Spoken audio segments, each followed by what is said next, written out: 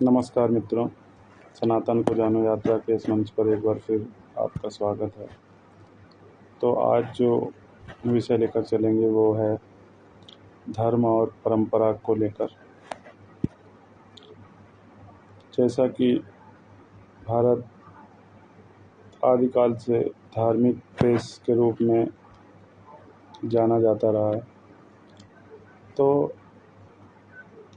देखा गया है कि यहाँ पर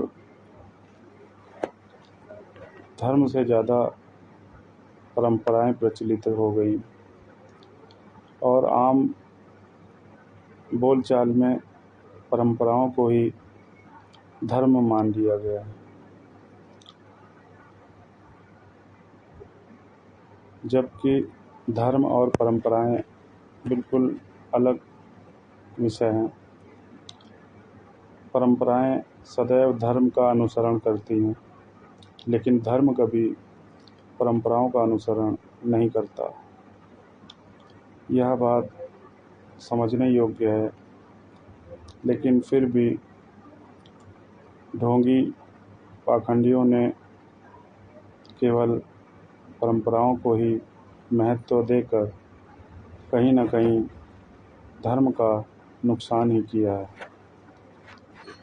और इसी का परिणाम है कि आज कई तरह के विचार, कई तरह के मत भारत में स्थापित हो चुके हैं, जबकि सर्वश्रेष्ठ सनातन से निकले हुए ये विभिन्न प्रकार के मत और विचार किसी भी रूप में पूर्णतया रूप से सनातन का प्रतिनिधित्व नहीं करते।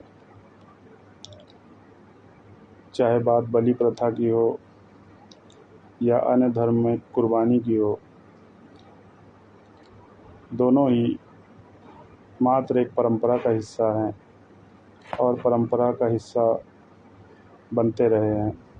इनका धर्म से किसी तरह का कोई संबंध नहीं है।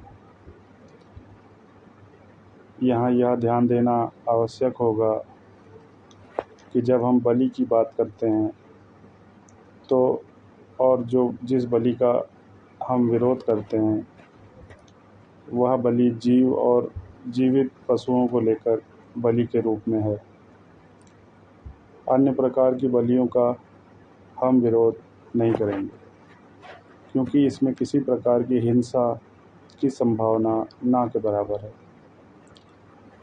क्योंकि बलि का जो रूप है वो हम पिछले वीडियो में बता चुके हैं, जिसमें कि आध्यात्मिक स्तरों की ओर बढ़ने के लिए जिस ऊर्जा की आवश्यकता होती है उसे हम बलि द्वारा उस ऊर्जा के दोषों को समाप्त करने का प्रयास करते हैं। क्योंकि जिस स्तर पर हमारी ऊर्जा अवरोधित होती है उस स्तर पर उत्पन्न जो दोष होते हैं उन्हें समाप्त करने के लिए हम बलि का प्रयोग करते रहे हैं। लेकिन इस बलि का नासमझी के कारण, परंपराओं को अति आवश्यक बल देने के कारण जीव हत्याओं ने और पशुओं की हत्याओं ने लिया, जिसका नुकसान सनातन को सहना पड़ा है और जिसके कारण भारत जैसे देश में, जो कि सनातन को अनुसरण करता है एकमात्र रूप से, वहाँ पर प्रेत, भूत, पिशाच आदि के बढ़ते मामले देखे जा रहे हैं। क्योंकि इन बलियों ने ऐसे कार्य करने वालों का कुछ अल्प लाभ तो अवश्य किया, लेकिन लंबे समय में इसके नुकसान ही ज़्यादा हुए हैं। और इन नुकसानों में आपदाएं, प्राकृतिक आपदाएं, भूस्खलन आदि भी लिए जा सकते हैं और अन्य प्रकार की दुर्घटनाएं भी अप्रत्यक्ष रूप से इसमें शामिल हैं। इसलिए हमें धर्म को जानने के लिए अध्यात्म की आवश्यकता होती है लेकिन जब हम अध्यात्म को नहीं समझते या अध्यात्म को जानने का प्रयास नहीं करते तो हमारे लिए काफ़ी वर्षों से चली आ रही परंपराएं ही धर्म का रूप ले लेती हैं, जिससे कि हम धर्म पथ से अलग हटकर परंपराओं के अनुसरणकर्ता के रूप में जाने जाते हैं। जबकि इन परंपराओं का जो आधार है वो समय समय पर अज्ञानता को अनुसरण करने वाले समूहों ने तैयार किया। जैसे कि सती प्रथा को लेकर एक उदाहरण के रूप में समझते हैं।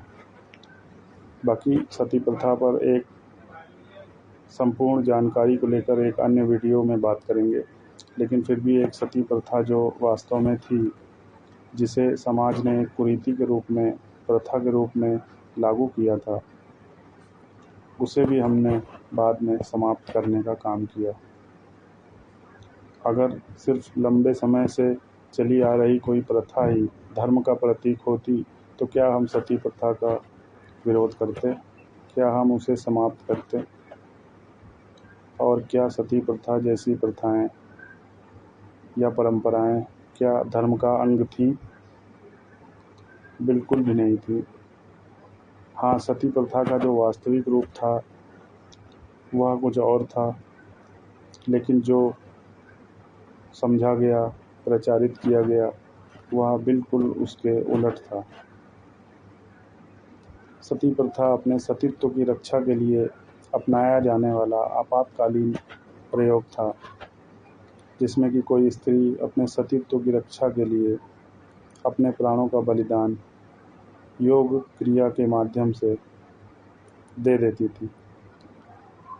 लेकिन समाज ने इसे, या उस समय पर व्याप्त जो ढोंगियों का समूह था, उसने इसे गलत रूप में परिभाषित किया और सती प्रथा को जानबूझकर स्त्रियों को विधवा होने पर उन्हें आग के हवाले करके मनाया जाने लगा।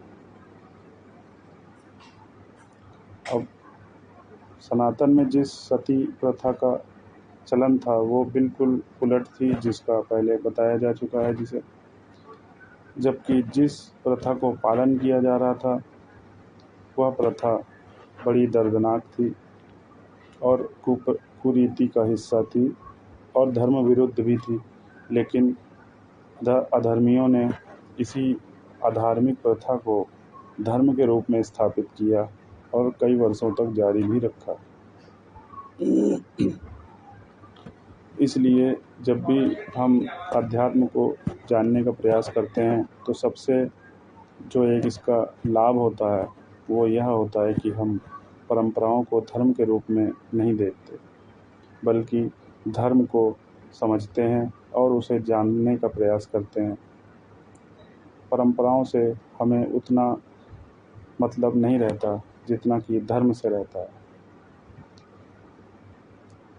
यही कारण है कि अधर्म की बढ़ोतरी होने के कारण ही समय समय पर सनातन में अवतारों द्वारा धर्म की स्थापना की जाती है।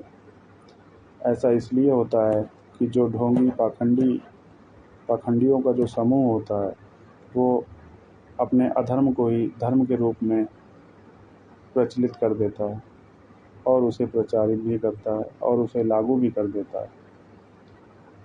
और जब यह सिलसिला काफ़ी वर्षों तक चलता रहता है तो उससे निपटने के लिए सनातन धर्म की रक्षा के लिए, धर्म की स्थापना के लिए अवतारों के रूप में हमारे बीच आता है और धर्म की स्थापना संभव होती है।